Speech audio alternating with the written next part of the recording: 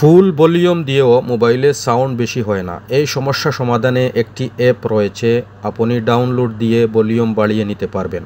চলুন দেখে নেই কিভাবে এই কাজটি করব। আপনি আপনার প্লে স্টোরে এসে সার্চ বারে ভলিউম বুস্টার এই লেখাটি টাইপ করে এন্টার দিন।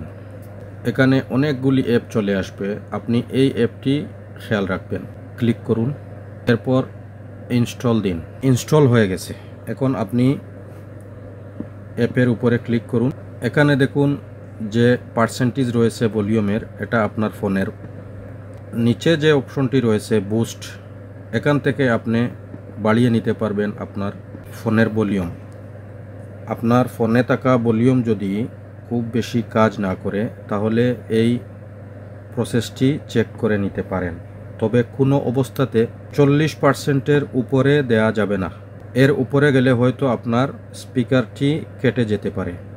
প্রথমে আপনি 10, 20, 30 এভাবে বাড়িয়ে আপনার ভলিউমটি চেক করে নিন। 40%-এর উপরে কোনো অবস্থায় দিবেন না। ধন্যবাদ সবাইকে।